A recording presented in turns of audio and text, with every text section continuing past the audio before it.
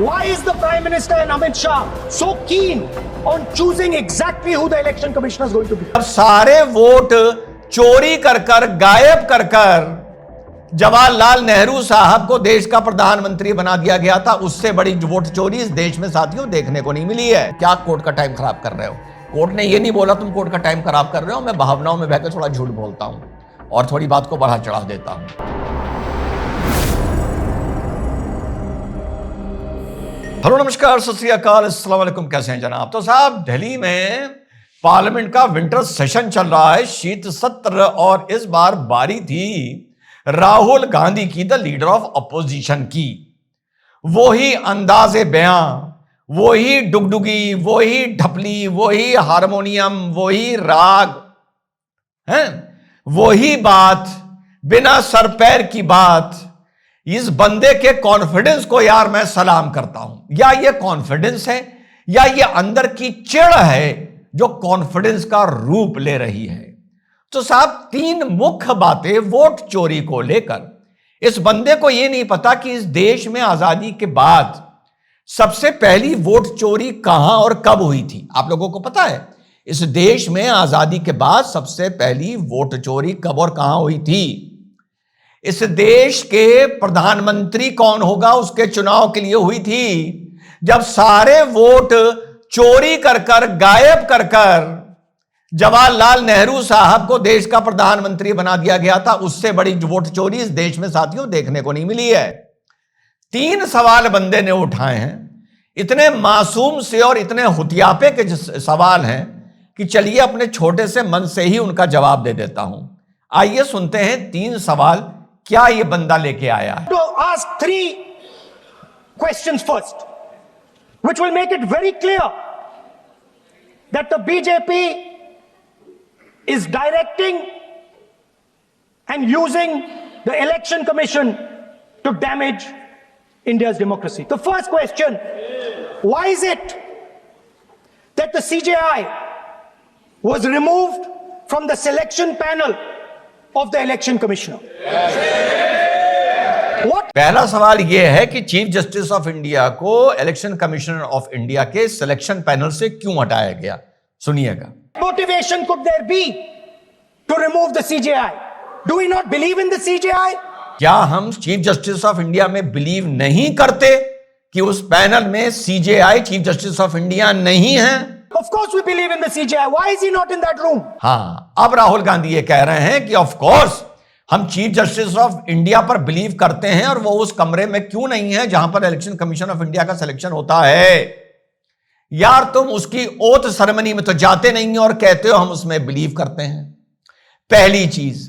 दूसरी चीज कि अगर तुम्हें कोई शिकायत थी इलेक्शन कमीशन से तो इस हिसाब से तो चीफ जस्टिस ऑफ इंडिया को इस बात से चिढ़ जाना चाहिए था कि सरकार ने चीफ जस्टिस ऑफ इंडिया को इलेक्शन कमीशन ऑफ इंडिया के सिलेक्शन पैनल से हटा दिया, और तुम जो वोट चोरी की गुहार लेके, एसआईआर की गुहार लेकर जब तुम सुप्रीम कोर्ट गए तुम्हें वहां से राहत मिल जानी चाहिए थी। बड़ी कॉमन सेंस की बात है, देखिए मेरे आर्गुमेंट ऐसे ही होते हैं, मिल जानी चाहिए थी।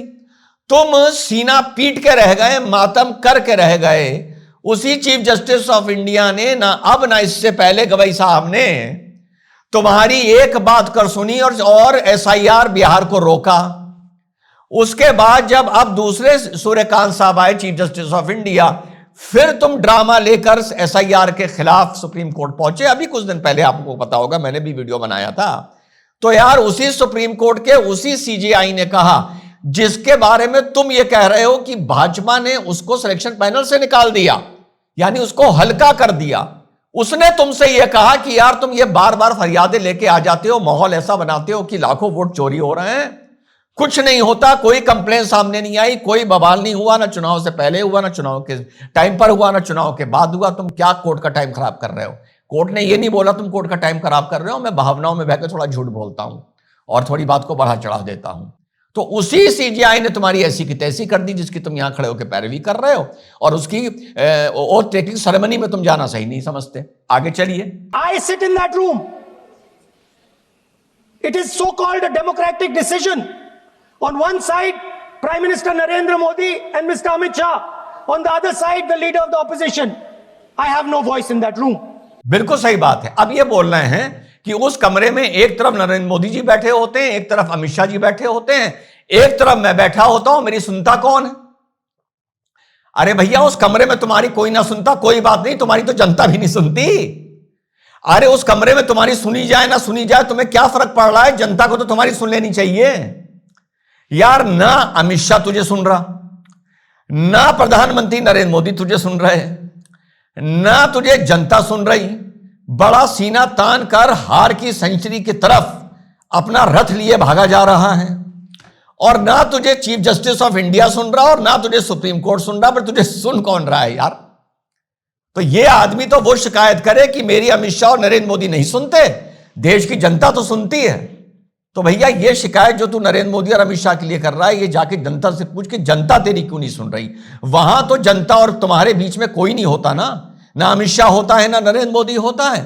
आगे चलिए। Second question. अब दूसरा क्वेश्चन, पहला जो पूछा उसका तो मैंने जवाब दे दिया, अब दूसरा सुनिए। And even more devastating question. और इसके लिए वो बता रहे हैं और ज्यादा खतरनाक क्वेश्चन, डेवास्टेटिंग, तबाही लाने वाला क्वेश्चन। वो याद है ना, एटम बम, हाइड्रोजन बम। आगे चलिए। No prime minister has done this in the history of India. अब ये एक ऐसी बात बताने जा रहे हैं जो किसी प्रधानमंत्री ने भारत की हिस्ट्री में नहीं कही। अब सुनिएगा। In December 2023, this government changed the law.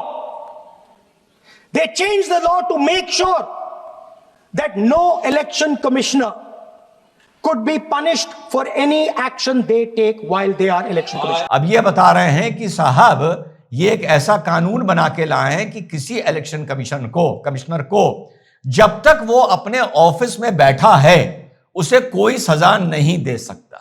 यार एक बात बताऊं, इस आदमी की क्या बुद्धि है। अरे भाई, जब तक वो दफ्तर में बैठा है अपनी चेयर पर, तब तक तो नहीं दे सकता ना। अभी साल 2 साल बाद रिटायर हो जाएगा, तब तो उसको दे सकते हो ना। अरे भैया, वो ऑटोनॉमस बॉडी है मेरे भाई। ऑटोनॉमस बॉडी को सजा देना तो एक बड़ी दूर की बात है, तुम उसको हटा तक नहीं सकते। जैसे तुम जजेस को, जस्टिस को नहीं हटा सकते। इलेक्शन कमीशन को हटाने की प्रक्रिया तुम्हारी दादी ने, तुम्हारे पापा ने, तुम्हारे नाना जी ने ऐसी बनाई थी कि इलेक्शन कमीशन को हटाने का मतलब लोहे के चने सब चबाना। उन्होंने बनाई थी। इंपीचमेंट आएगा, दोनों तरफ से इतने सांसद इंपीचमेंट लाने चाहिए, 2/3 से इसकी वोटिंग होनी चाहिए, फिर राष्ट्रपति के बाद जाएगा, दुनिया भर का बवाल। यानी कोई सोचता भी नहीं भारत में किसी जज, किसी जस्टिस या इलेक्शन कमीशन या इस तरह की जो पोस्टें हैं उनको हटाने के लिए, पनिश करने के लिए ऐसा सिस्टम संविधान ने क्रिएट किया है। बेवकूफ, जिस संविधान की तुम लोग रक्षा की बात करता है यार। और तुम्हारे ही घर वाले जो प्रधानमंत्री थे, सरकारें चलाते थे, तब उन्होंने ये इस चीज को क्रिएट किया था।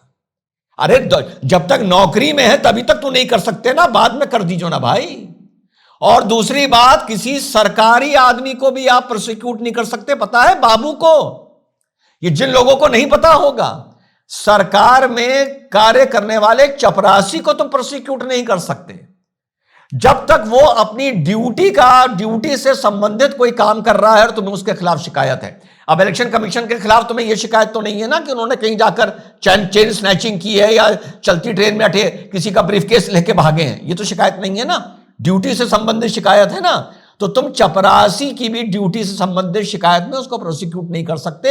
सरकार से सैंक्शन लेना होता है प्रोसिक्यूट करने के लिए। कोर्ट मुकदमा नहीं चलाता जब तक सरकार सैंक्शन नहीं देती, और अगर सरकार सैंक्शन ना दे तो वो चपरासी तक पे मुकदमा नहीं चल सकता। पता है इस आदमी को ये बात? चपरासी की बात कर रहा हूं यहां पे, एसडीएम, एडीएम, आईएएस और आईएएस की बात नहीं कर रहा हूं। बाबू और चपरासी को तुम नहीं कर सकते।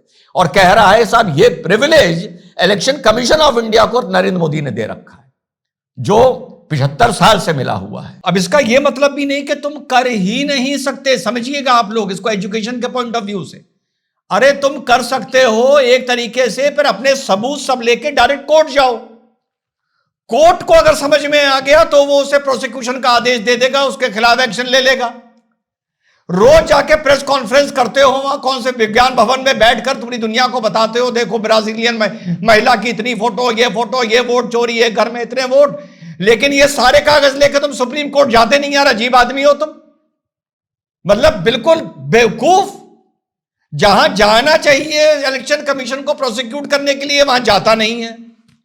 उनसे शिकायत करता है जिनके बारे में यह कहता है कि इलेक्शन कमिश्नर उनका आदमी है। जनता इसकी सुनती नहीं है। क्या बेवकूफी है, कसम से रो दे आदमी यार। आगे चलते हैं। Why was the law with अब तीसरी शिकायत आई। दो का जवाब दे दिया मैंने, अब तीसरी सुनिए। regards to CCTVs and the data that they contain अब सीसीटीवी के डेटा को लेकर इनको शिकायत है, सुनिए। changed? Why was a law put in place that allows the election commission to destroy CCTV footage 45 days after the election? What is the need? अब बंदा ये कह रहा है कि तीसरा ये कानून क्यों बना कि इलेक्शन कमीशन के पास जो सीसीटीवी फुटेज है किसी भी चुनाव का, वो 45 दिन बाद डिलीट करने का प्रावधान क्यों लाया गया? 45 दिन बाद। यह लड़ाई नहीं है कि आज चुनाव हुआ, शाम के 8 बजे आप डेटा डिलीट कर देते हैं। बंदे की आप आईक्यू लेवल देख रहे हैं। 45 दिन बाद फिर कह रहा है क्या जरूरत थी? अरे यार, अगर लोअर कोर्ट से तुम्हारे कोई ऑर्डर तुम्हारे विपरीत आता है, तब ऊपर अपील करने की या रिवीजन में जाने की भी एक सीमा होती है कि 60 या 90 दिन के अंदर आपको वहां जाकर अपनी फरियाद लगानी ही लगानी है।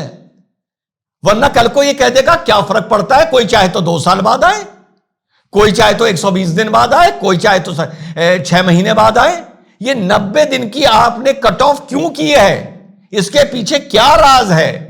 अरे हर चीज का एक तरीका, एक टाइम टेबल, एक फ्रेम होता है भाई। जो देश में चेक डिसऑनर होते हैं या बाउंस होते हैं, उनका मुकदमा करने की भी एक प्रक्रिया होती है। इतने दिन के अंदर यह काम आपको करना ही पड़ेगा, वरना मुकदमा लिखा ही नहीं जाएगा। अपराध में भी एक प्रक्रिया होती है कि मुकदमा ज्यादा पुराना हो जाएगा तो नहीं लिखा जाएगा। कह रहा है क्या नीड है?